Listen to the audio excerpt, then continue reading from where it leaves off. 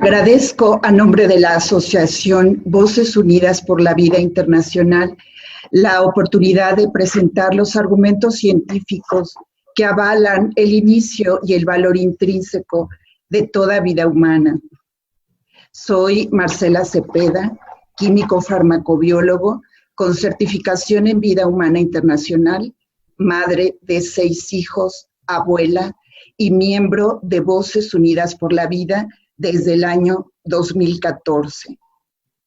La ciencia es concluyente en cuanto que la vida humana comienza desde el momento de la fecundación. El óvulo y el espermatozoide se combinan genéticamente, dando origen a un nuevo ser humano. El código genético resultante, compuesto de 46 cromosomas, lo hace adquirir su naturaleza humana, con identidad propia y única, e irá gobernando su desarrollo, crecimiento, madurez, morfología, entre otros. La vida humana es una función continua desde que el óvulo es fecundado por el espermatozoide, formando el cigoto hasta la muerte, sin que haya ninguna discontinuidad o salto cualitativo. Desde este momento cuenta con las características de un ser vivo, único e irrepetible, con desarrollo ininterrumpido y autónomo. Las capacidades e incapacidades que puedan ser heredadas o adquiridas, como el sentir, pensar, hablar, malformaciones, etc., no demeritan la naturaleza humana de la persona, por lo que debe gozar desde el primer instante de todos los derechos hasta su muerte natural. Partiendo de aquí, estamos en contra del eufemismo interrupción legal del embarazo, puesto que biológicamente es imposible interrumpir un embarazo, ya que éste no se puede reanudar. Lo que se pretende definir con estos términos es el asesinato del ser humano en su vida intrauterina. A continuación, voy a presentar imágenes de abortos con su descripción que se practican en algunos países del mundo. El aborto químico o por prostaglandinas, que incluye a los anticonceptivos y la píldora del día después. El aborto por dilatación y aspiración, donde el cuerpo fetal, compuesto básicamente por cartílago, se rompe fácilmente por aspiración y es absorbido. El aborto por dilatación y curetaje, donde se introduce una cureta que descuartiza al bebé y se va extrayendo del útero en partes. Este es el comúnmente utilizado en los abortos realizados a las 12 semanas de gestación. El aborto por solución salina, donde se sustituye el líquido amniótico con una solución hipertónica que quema por dentro y fuera al bebé, matándolo. Luego se provocan las contracciones para que éste sea expulsado. El aborto por nacimiento parcial, donde se saca el cuerpo del bebé jalándolo por las piernas y antes de salir la cabeza, se fractura la base del cráneo para asesinarlo.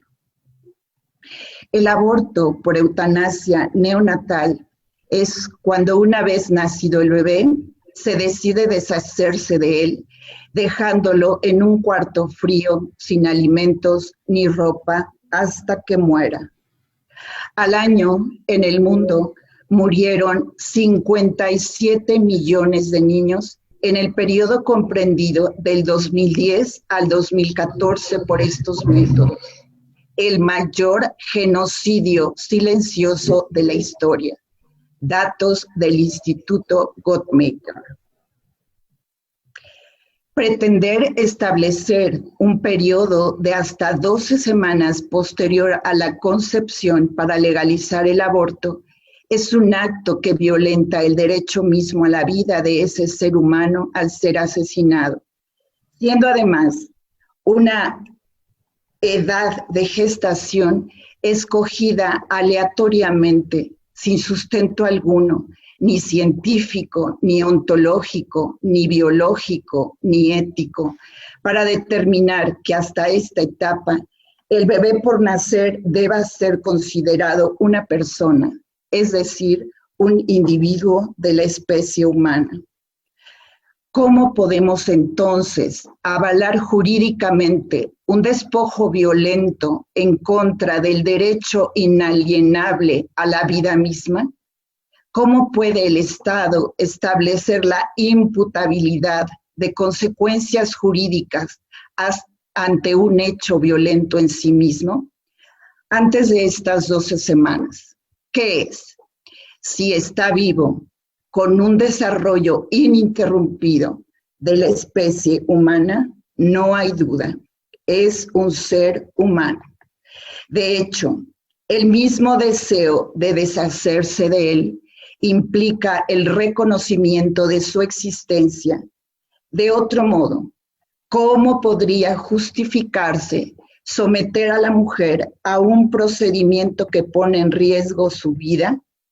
Como afirma la doctora Chinda Brandolino y el ginecólogo Anthony Levatino, no hay aborto seguro. No existe el aborto seguro por ser un procedimiento altamente riesgoso para la mujer y por las consecuencias que presenta. No existe una correlación de menor incidencia de muertes en países donde ya se ha legalizado. Sin embargo, sí existen suficientes evidencias científicas donde se han demostrado las consecuencias del aborto a corto, mediano y largo plazo, tanto físicas como psicológicas. Muchas de ellas, como las hemorragias, la sepsis, pueden provocar la muerte de la madre y estos procedimientos también pueden causar esterilidad en la mujer. Alrededor de un 10% de mujeres que se someten a un aborto provocado sufrirán complicaciones inmediatas, de las cuales aproximadamente un quinto, es decir, el 2%, tienen la consideración de riesgo mortal. Las 9 grandes complicaciones más comunes que pueden darse durante la práctica del aborto son infección, hemorragia, embolia, desgarro o perforación del útero, complicaciones de la anestesia, convulsiones, lesión cervical y shock endotóxico. Las complicaciones menores más comunes incluyen fiebre, quemaduras de segundo grado, dolor abdominal crónico, vómitos, problemas gastrointestinales y sensibilización del RH. Se apela al derecho de la salud de la mujer y este derecho debe ser universal. Debe cuidarse tanto a la madre como al hijo. Las leyes deben garantizar la protección de la mujer en la multiplicidad de funciones que por naturaleza puede desarrollar. Que se valore a la mujer como hija, amiga, novia, madre, esposa, compañera, trabajadora, etc.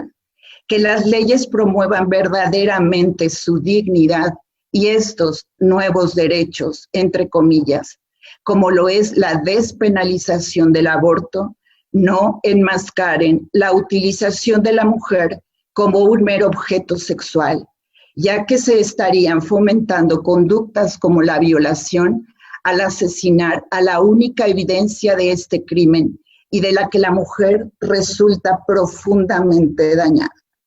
En los casos de los abortos legales realizados en la Ciudad de México, único referente comparativo que tenemos aquí en México, de 6.003 realizados en los últimos 3 años, solo 16 fueron por embarazo por violación. Es decir, solo el 0.02% de estos se dio bajo este supuesto. En caso de ser violentada sexualmente, será el violador el que debe de asumir el castigo por el delito, no el bebé concebido. Que la madre no tenga que convertirse en la asesina de su propio hijo, por circunstancias ajenas a los dos. Que la mujer nunca tenga que optar por asesinar a su bebé porque el hombre que la engendró no la valore como mujer. Un hijo no deseado será en un 80% de los casos un hijo amado. Lo único que necesita una mujer para tener a su hijo es sentirse apoyada. Ante las consecuencias provocadas en la mujer por el aborto provocado, garantizar el desarrollo pleno de ambas personas, madre e hijo, para que este último, a decisión de la madre, pueda darse en adopción. Nuestra posición de preservar las dos vidas es porque cualquier especie que se ataca a sí misma se extingue.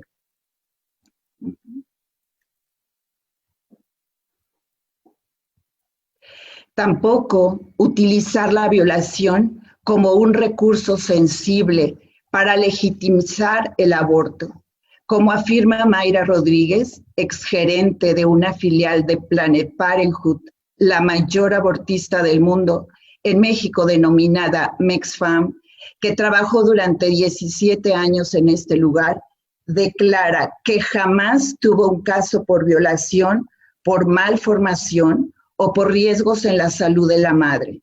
Ella misma declara que del total de abortos realizados por esta institución alrededor del mundo, menos del 1% de los abortos son por violación, menos del 3% de los abortos son por malformaciones y menos del 9% de los abortos son por daño a la salud de la madre. Entonces, el 87% restante es usado como un medio de control de la natalidad.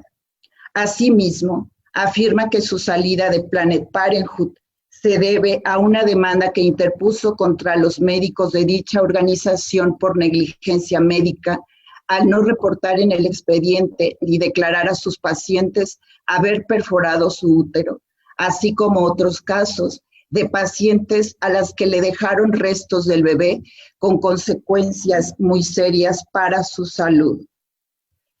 En toda su dignidad humana que tiene la mujer, merece ser valorada como un sujeto con un potencial sexual, que ella y solo ella decidirá cómo utilizar, asumiendo que todo derecho conlleva una responsabilidad.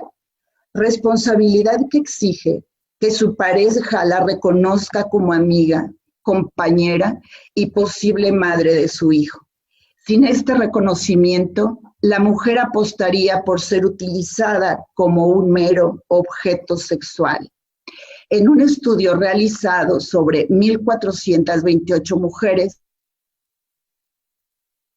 investigaciones confirmaron que durante el año siguiente a un aborto, las mujeres visitaban a su médico de cabecera un 80% más por toda clase de razones y un 180% más por razones psicosociales.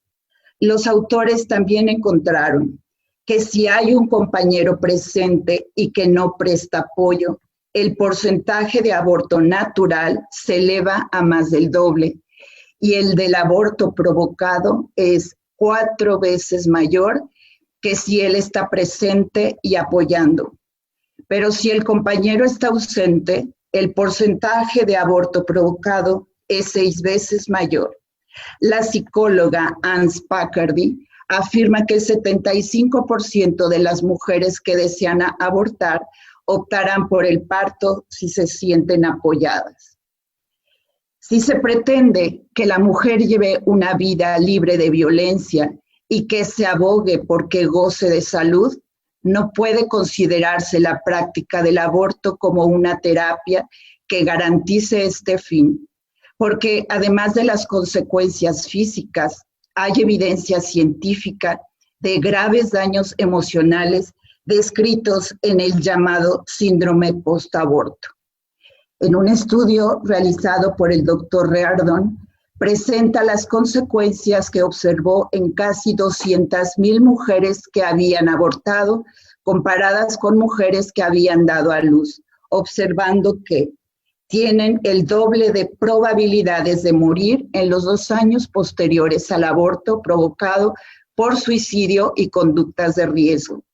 Esta alta tasa de mortalidad entre mujeres que han abortado se mantiene en al menos 8 años. La depresión y la ansiedad derivados del estrés postraumático provocan daños en el sistema cardiovascular y el sistema inmunológico. También encontraron que el riesgo de padecer cáncer se ve incrementado grandemente. En mujeres menores de 18 años con antecedentes familiares de cáncer, la probabilidad es infinita, es decir, seguramente lo padecerán. Mujeres familiares, pero mayores de 30 años, la probabilidad es del 270%. Y sin antecedentes, el riesgo es del 150%. Otro estudio realizado por el gobierno de Finlandia revela que la tasa de muertes asociadas al aborto es 4 veces más alta que la asociada al parto. Tienen un 60% más de probabilidades de morir por causas naturales, 7 veces más de probabilidad de morir por suicidio, 4 veces más de probabilidad de morir por heridas relacionadas con accidentes, 14 veces más de probabilidad de morir por homicidio. Se ha comprobado problemas de salud en mujeres que han abortado derivado de la promiscuidad, tabaquismo, abuso de drogas y desórdenes alimenticios. La doctora Coleman encontró que se incrementaban en un 81% el riesgo de problemas mentales, 10% atribuidos directamente a recordar los hechos ocurridos el día del aborto.